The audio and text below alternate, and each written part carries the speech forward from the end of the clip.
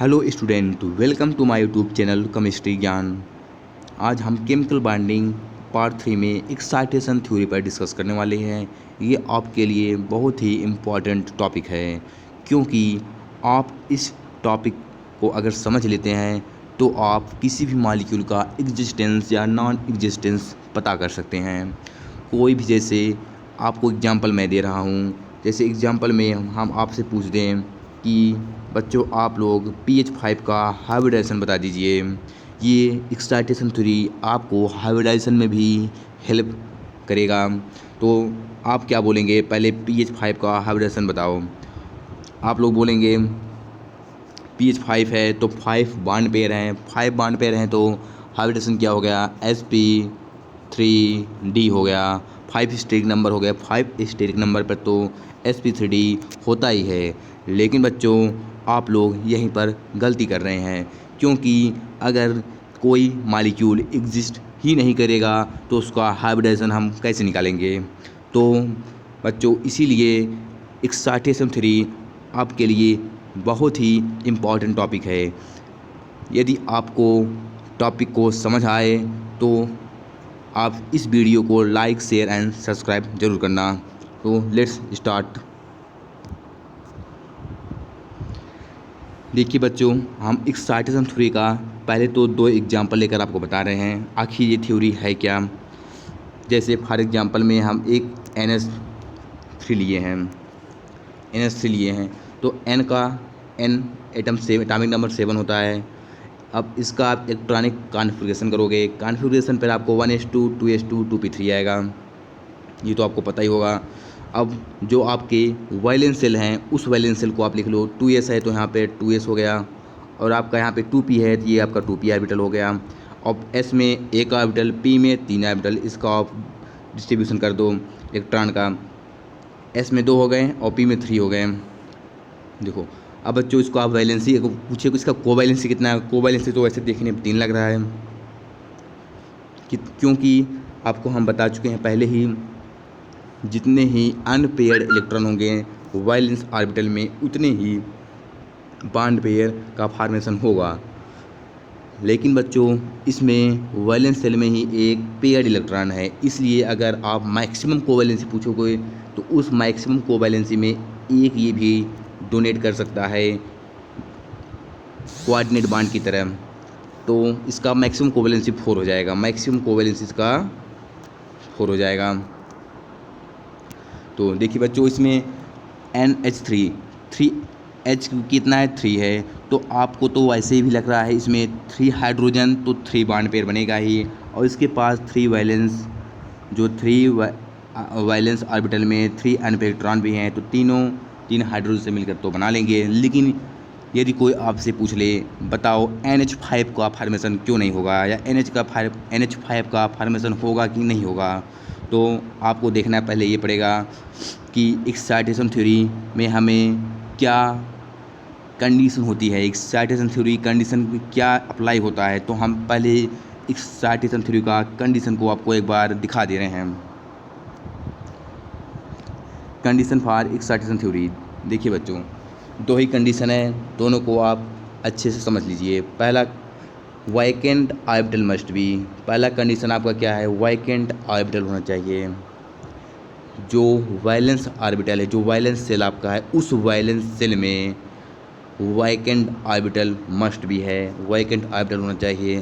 और दूसरा कंडीशन क्या है देख लो बच्चों, कि S से P एक्साइटेशन तो होगा, कोई भी NS से NP एक्साइटेशन होगा, बस आपको P में क्या होना चाहिए, एक वैकेंट ऑर्बिटल होना चाहिए अगर आप NS से NP में जा रहे हैं। और यदि आप NP या NP से ND एक्साइटेशन करा रहे हैं या NS से ND एक्साइटेशन करा रहे हैं, तो आपका इसमें देखना पड़ेगा, हो भी सकता है एक्साइटेशन, नहीं भी हो सकता है। इसके लिए 2 कंडीशन है। पहला आपके लिए है इफ़ साइड एटम जो है, साइड एटम इलेक्ट्रोनेगेटिविटी एलिमेंट है तो एक्साइटेशन होगा। अगर साइड एटम आपका नॉट इलेक्ट्रोनेगेटिव एलिमेंट है तो एक्साइटेशन नहीं होगा बच्चों। तो आपको बस 2 ही चीज़ देखने हैं कि वैकेंट ऑर्बिटल हमारा खाली है कि नहीं खाली है, जिसमें हम एक्साइट कराने वाले हैं उसमें वैकेंट उस ऑर्बिटल में एक वैकेंट ऑर्बिटल होना चाहिए, मस्ट बी रिक्वायर है। दूसरा कंडीशन ये है कि हमारा साइड एटम, यदि आपका side atom more electron negativity element है, किससे कंपेयर टू सेंट्रल एटम से, अगर आपका side atom more electron negativity है तो एक्साइटेशन पॉसिबल है। और इसको मैं बच्चों आपको अभी अगले एग्जाम्पल में बताऊंगा क्यों ऐसा होता है। तो हम अभी पीछे जो एग्जाम्पल बता रहे थे उस पर चलते हैं। देखिए बच्चों, यहाँ पे NH3 था, क्या बताओ, बोलो बच्चों, इसमें NS से NS से एक्साइटेशन होगा। अगर एक्साइटेशन करेगा तो NH से होगा यहाँ पे, लेकिन जाएगा कहाँ पे? कोई भी तो ऑर्बिटल वैकेंट ऑर्बिटल है, P में तो कोई वैकेंट ऑर्बिटल नहीं है, और 2D तो पॉसिबल है नहीं, 2D आपका ये पॉसिबल है नहीं। जब 2D पॉसिबल है नहीं तो मतलब इसका वैकेंट ऑर्बिटल इसमें नहीं है, तो पहला ही कंडीशन आपका फेल हो गया, मतलब इसमें एक्साइटेशन नहीं होगा बच्चों। इसलिए N जो है, N के जितने मालिक्यूल बनेंगे हाइड्रोजन से रिलेटेड, NH5 या NR5 आपके हो गए, NH5 NR5, ऐसे भी जितने भी हो गए आपके, इसमें एक्साइटेशन नहीं होगा और इन मालिक्यूल का फॉर्मेशन भी नहीं होगा, क्योंकि ये इसका मैक्सिमम कोवैलेंसी आपको पहले बता चुके हैं कितना है, 4 है, 3 बॉन्ड पेयर से और एक कोऑर्डिनेट के थ्रू होगा। इसका मैक्सिमम कोवैलेंसी 4 है, तो बच्चों इसका मतलब ये मैक्सिमम 4 बॉन्ड बना सकता है। अब बच्चों आगे चलते हैं, मीथेन का एग्जाम्पल CH4। इसको आप पहले क्या करेंगे, इसका भी पहले इलेक्ट्रॉनिक कॉन्फ़िगरेशन करेंगे। अब इलेक्ट्रॉनिक कॉन्फ़िगरेशन पर हम देखते हैं, क्या वैलेंस सेल को देखते हैं। वैलेंस सेल इसमें ये है, तो उसका 2 इलेक्ट्रॉन इसमें हो गया और इसके P के पास 2 इलेक्ट्रॉन है। अब देखो पहला कंडीशन अप्लाई करो अपना। पहला कंडीशन क्या था, वैकेंट ऑर्बिटल मस्ट भी होना चाहिए। इसके पास देखो P के पास वैकेंट ऑर्बिटल ये है कि नहीं है, P के पास ये वैकेंट ऑर्बिटल है, ये वाला जो ऑर्बिटल लास्ट में है कि नहीं बच्चों, है। तो फिर मतलब एक्साइटेशन तो हमारी पहले कंडीशन फॉलो कर रहा है। अब देखते हैं दूसरा कंडीशन, उसमें दिया था कि दूसरा कंडीशन क्या है कि हमारा जो इलेक्ट्रॉन नेगेटिविटी एटम है, साइड एटम जो होता है, इलेक्ट्रॉन नेगेटिविटी एटम ज़्यादा होना चाहिए कंपेयर टू सेंट्रल एटम से। अब बच्चों आप देखेंगे तो कार्बन का जो होता है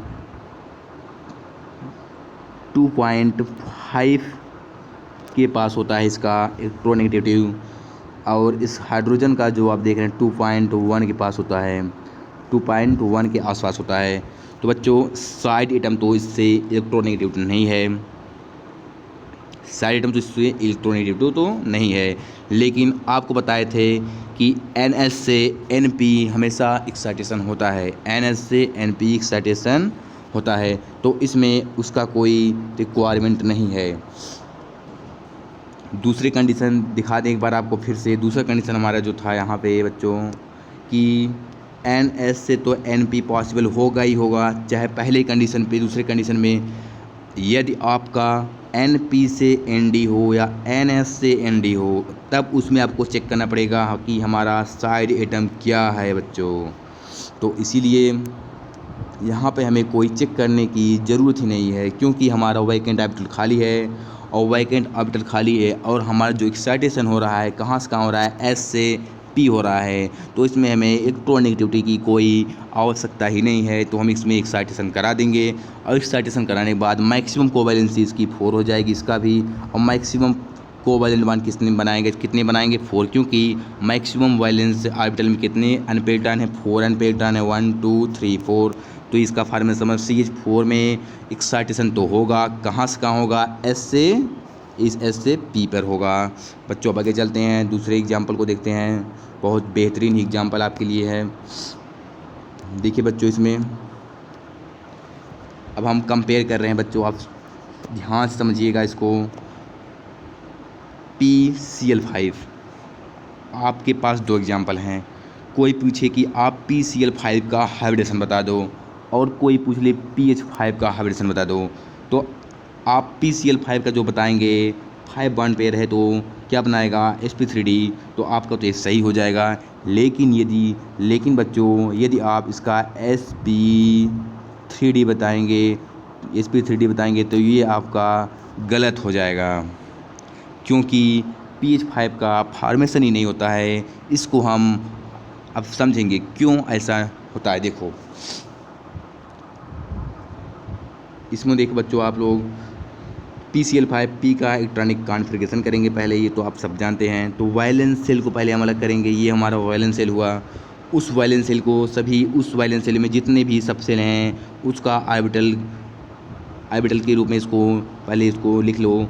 S में 2 हो गए। इस लिखने के बाद सभी इलेक्ट्रॉन को डिस्ट्रीब्यूट कर दो।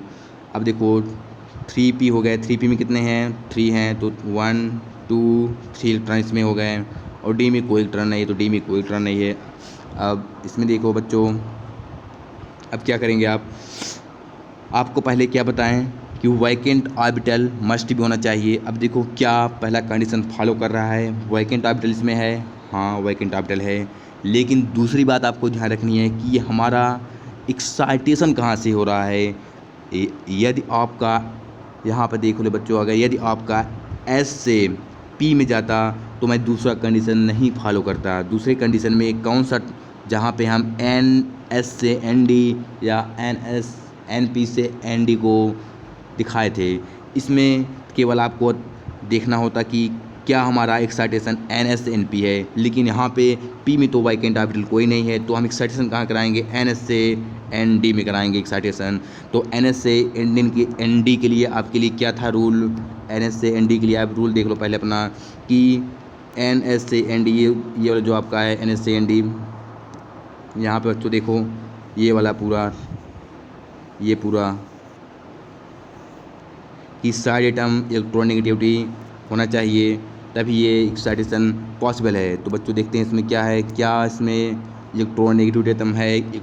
हाँ देखो P जो फास्फोरस से Cl का इलेक्ट्रोनेगेटिविटी बहुत ही कम होता है फास्फोरस का कंपेयर टू क्लोरीन से, इसलिए क्लोरीन का इलेक्ट्रॉन नेगेटिविटी ज़्यादा है। तो साइड एटम का अगर इलेक्ट्रॉन नेगेटिविटी ज़्यादा है तो क्या करेगा? वो एक्साइटेशन करेगा। कहाँ से? NS से ND में भी एक्साइटेशन पॉसिबल होगा, इसलिए यहाँ पर NS से ND एक्साइटेशन हो गया। जब एक्साइटेशन हो गया तो अब मैक्सिमम कितने अनपेक्ड इलेक्ट्रॉन हो रहे हैं? 1 2 3 4 5। तो मतलब इसका मतलब ये हुआ कि 5 बॉन्ड पेयर बना सकते हैं। तो यहाँ पर पीक जो एक्साइटेशन होने के बाद कितना हुआ?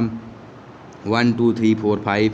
तो 5Cl है तो 5Cl आके 5 बॉन्ड पेयर बना लेंगे, तो इसलिए ये एग्जिस्ट करेगा और इसका हाइब्रिडाइजेशन sp3d भी होगा। ये यहाँ से 3s से 3d का एक्साइटेशन हुआ है। अब देखते हैं बच्चों pH5 में क्यों ऐसा नहीं है। क्योंकि बच्चों यहाँ पर आप तो इलेक्ट्रॉनिक कॉन्फ़िगरेशन तो आपका ऐसे होगा, आपका जो वैलेंस सेल यही होगा, इसको आप ऐसे ही दिखाएंगे सब कुछ ऐसे ही। तो यहाँ पर क्यों ऐसा नहीं हुआ? तो आपको बताए थे कि पहला कंडीशन तो फॉलो हो रहा है कि वैकेंट ऑर्बिटल मस्ट भी, तो ये ठीक है बच्चों, वैकेंट ऑर्बिटल तो है। लेकिन दूसरा कंडीशन यहाँ पे फॉलो नहीं हो रहा है, क्योंकि हमें करना है NS से ND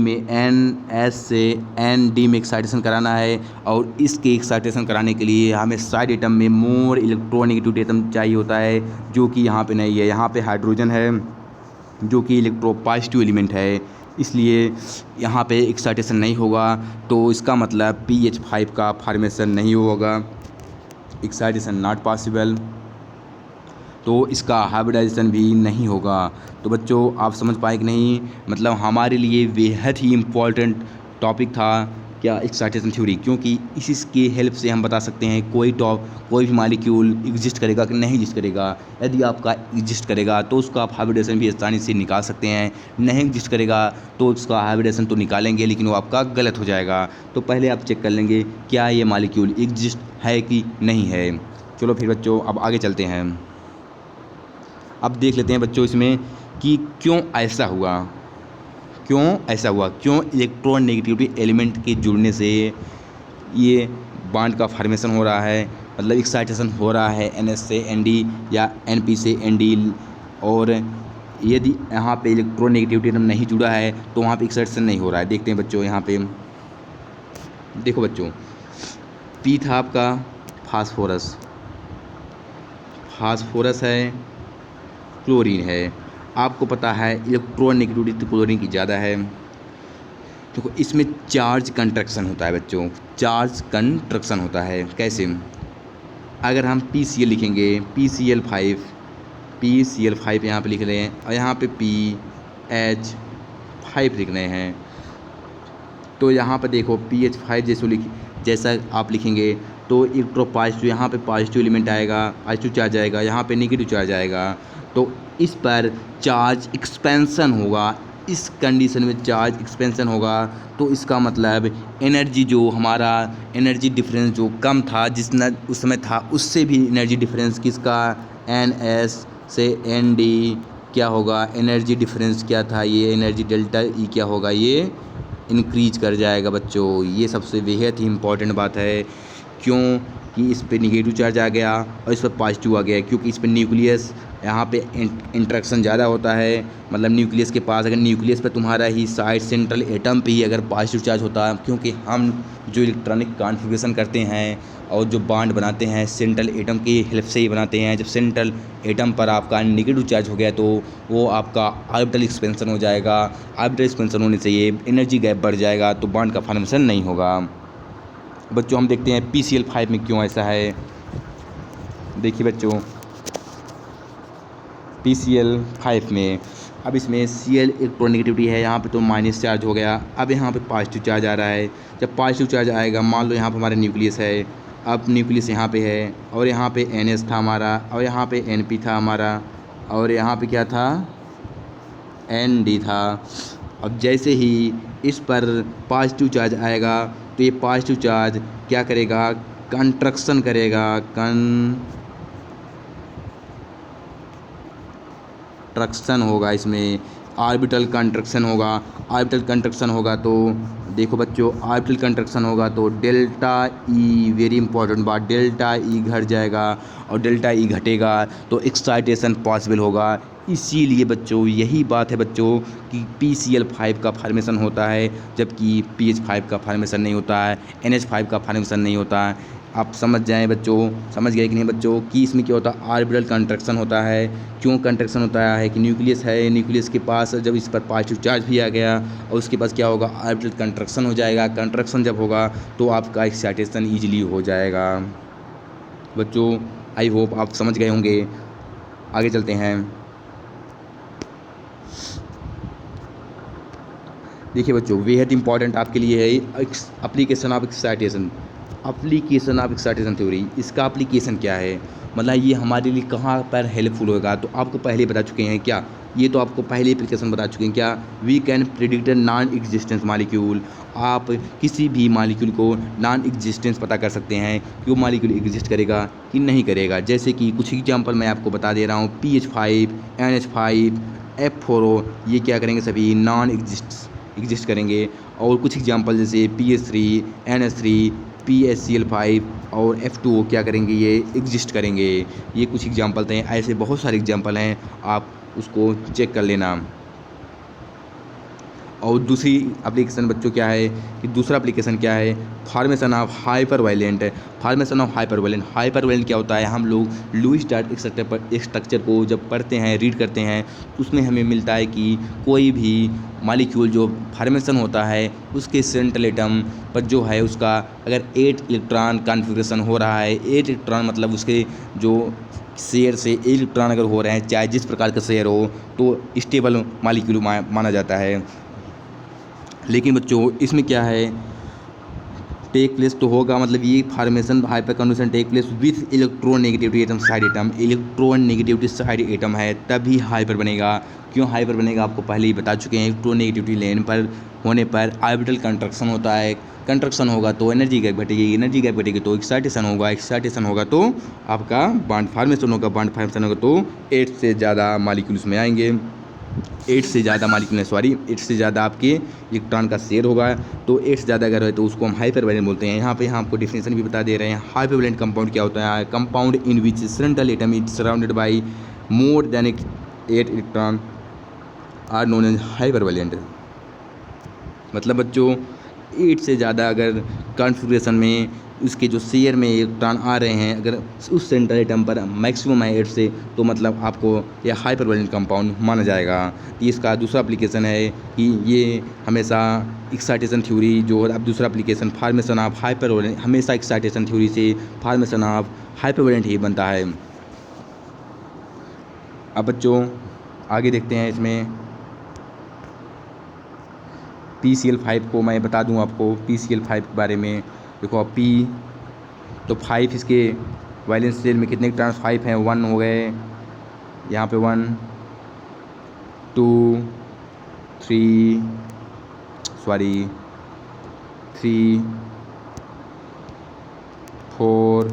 5।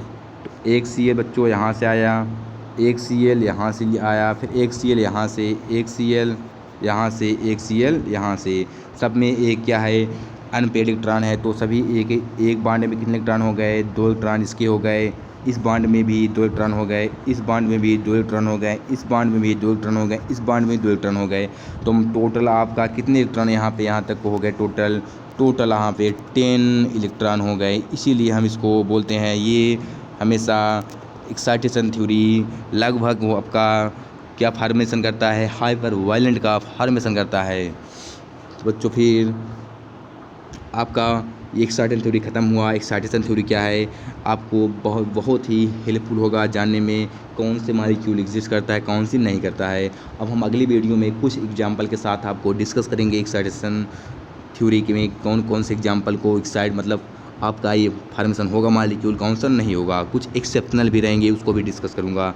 तो आगे चलते हैं अगले टॉपिक के, थ्योरीज ऑफ बॉन्डिंग। बॉन्डिंग की थ्योरी मतलब बॉन्डिंग के 2 थ्योरी होते हैं। जब आपका मेन 2 थ्योरी क्या क्या है, VBT है, MOT है। VBT मतलब वैलेंस बॉन्ड थ्योरी, MOT मतलब मॉलिक्यूलर ऑर्बिटल थ्योरी। इसमें केवल आपको अंतर पता होना चाहिए। बच्चों लगभग आप सब कन्फ्यूज इसी में होते हैं, हम VBT तो पढ़ लिए, लेकिन VBT हमारा हेल्प कहाँ पे कर रहा है, या MOT हम पढ़ रहे हैं तो MOT हमारा हेल्प कहाँ पे कर रहा है, उस थ्योरी का क्या उपयोग है और इस थ्योरी में क्या हमें बताता है, उस थ्योरी में क्या है। तो देखिए VBT हमेशा हमें शेप और ज्योमेट्री बताता है कि उस मॉलिक्यूल की शेप क्या है, उस मॉलिक्यूल की ज्योमेट्री क्या है। ये कौन सी थ्योरी बताती है, ये हमें VBT थ्योरी बताती है, वैलेंस बॉन्ड थ्योरी बताती है। और किस मॉलिक्यूल में कितने सिग्मा बॉन्ड है, किस मॉलिक्यूल में कितने पाई बॉन्ड है, ये हमें क्या बता किस में बताता है, MOT मॉलिक्यूलर ऑर्बिटल थ्योरी क्या बताती है कि कितना उसमें सिग्मा बॉन्ड का फॉर्मेशन हो रहा है, कितना उसमें पाई बॉन्ड का फॉर्मेशन हो रहा है। और मेन जो आपका ये भी है मैग्नेटिक प्रॉपर्टी, इस समय ये बहुत ज़्यादा पूछा जाता है कि मैग्नेटिक प्रॉपर्टी बताओ उसका। डायामैग्नेटिक कोई मॉलिक्यूल हो, 2F2 C2 B2 ऐसे दे देगा, सभी का सारे मॉलिक्यूल पूछेगा इसमें कितने से डायामैग्नेटिक हैं या कितने पैरामैग्नेटिक है। ये सब भी किससे हम एक्सप्लेन करेंगे, MOT से एक्सप्लेन करेंगे। और जो हमारा शेप और ज्योमेट्री किससे एक्सप्लेन करेंगे, VBT से एक्सप्लेन करेंगे। तो बच्चों आज के लिए बस इतना ही, मिलते हैं अगले वीडियो में। यदि आपको वीडियो अच्छी लगी तो लाइक शेयर एंड सब्सक्राइब जरूर करना।